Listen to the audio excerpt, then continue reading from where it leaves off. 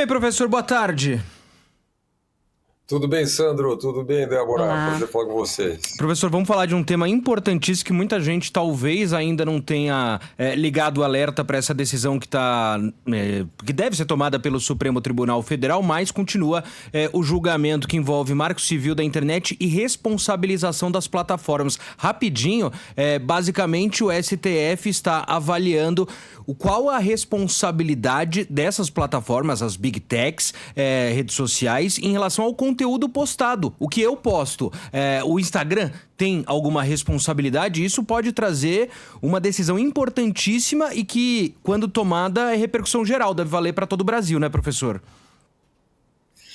É exatamente isso, Sandro e Débora. Eu estava, aliás, ouvindo vocês aqui, o Brand Rot, né? O Brand Rot tem a ver um pouco com isso, né? Nós vivemos uma época onde está cheio de conteúdo de tudo que é tipo.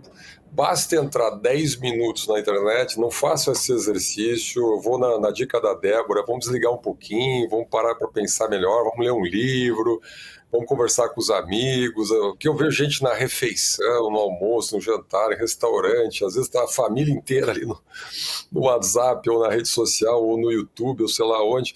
Então as pessoas têm que criar uma disciplina para isso. Essa é uma grande questão contemporânea. Cada um tem que criar uma disciplina para isso.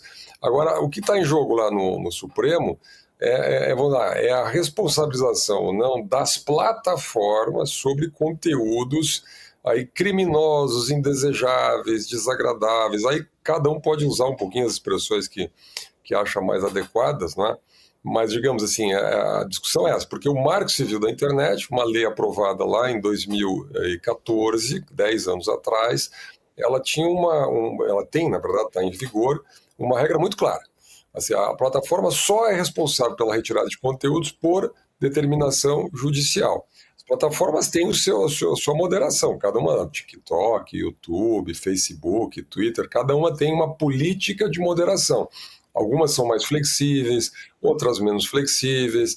Obviamente isso é feito por inteligência artificial, então por palavras, etc. Então esses mecanismos vão se aperfeiçoando ao longo do tempo. Quando os conteúdos ilegais, ou conteúdos, digamos assim, puníveis ou bloqueáveis, etc., negativos, eles têm uma tipificação mais clara, como, por exemplo, pedofilia, nudez, questões assim crimes de racismo, você enquadra aquilo em imagens, em palavras, aquilo evidentemente é identificado com mais rapidez, né? São menos controversos e a retirada é mais rápida. Agora, quando você ingressa no terreno da opinião, vamos lá, dizer o que é fake news, o que é desinformação, o que é uma ameaça à democracia, o que é um discurso de ódio. Então, essas categorias mais amplas, obviamente as coisas se complicam muito mais, né? Então, esse processo está em votação lá. Nós tivemos agora na última quinta-feira, na última semana agora, o voto do relator, o ministro Dias Toffoli. Ele fez um veemente voto no fundo, pela inconstitucionalidade do artigo 19, pela responsabilização das plataformas, e a gente fala aqui a responsabilização jurídica das plataformas, né? As plataformas respondem dizendo que, olha, tecnicamente é muito difícil de fazer isso, porque as plataformas terão que criar estruturas jurídicas internas enormes para praticar uma verdadeira censura privada. Então imagina, só lá no Twitter você tem lá 20 milhões de usuários. Vamos ver que alguns milhares notifiquem a plataforma para a plataforma retirar certos conteúdos que consideram inverídicos ou consideram odiosos, etc. Se a plataforma não retirar, esses usuários podem processar as plataformas, porque elas deveriam retirar, daí judicializa, né?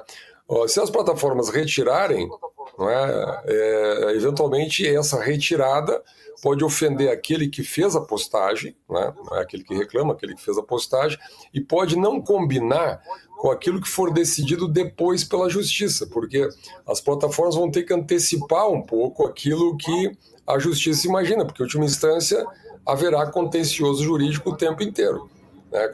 Por quê? Porque as pessoas vão se dirigir às plataformas, tanto para manter conteúdos como para retirar conteúdos, né? Então isso vai criar um conflito enorme, porque, afinal de contas, quem que vamos dizer, quem que concorda numa sociedade como a nossa sobre aquilo que é odioso ou não é odioso, sobre aquilo que é verdadeiro ou não é verdadeiro? Ora, certamente sobre o que é verdadeiro ou não verdadeiro nós não concordamos, nós como sociedade, né? Mas o que é grave o suficiente que merece uma retirada de conteúdo, né? Vamos dar 2 exemplos aqui, exemplos banais. Assim, esses dias a primeira-dama do Brasil disse aquelas palavras que eu não vou repetir aqui para o Elon Musk, né, num discurso público. Aquelas palavras são discurso de ódio, quer dizer, aquilo deveria permanecer na internet ou não, deveria ser... Vamos dizer que ela dissesse aquilo num post, etc. É dito, né, coisas muito piores ou menos piores. Alguém pode dizer assim, não, mas aquilo está certo, aquilo está errado. Isso pode ser dirigido a uma autoridade. Por exemplo, críticas ao sistema eleitoral, né, ou o sistema de votação. Se alguém quiser fazer uma crítica à urna eletrônica, tem direito ou não tem direito? Isso é um dos temas o tempo inteiro tocados aqui. Então, assim, é uma discussão muito complicada que está em curso lá. Tem muita curiosidade de saber como que os ministros vão substituir, de alguma maneira, o artigo 19. A minha impressão, vendo os posicionamentos, é que essa é uma decisão praticamente decidida, é uma questão praticamente...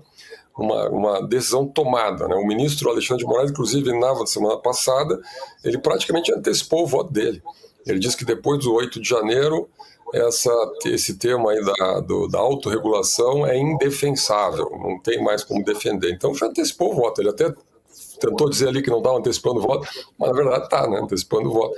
Então a curiosidade agora é saber o que vem no lugar. E o último comentário aqui, é que é uma discussão de conteúdo, de mérito, né? Está se mudando uma lei aprovada no Congresso há 10 anos. É típica discussão que, na minha interpretação modesta aqui, deveria ser feita pelo Congresso Nacional, né?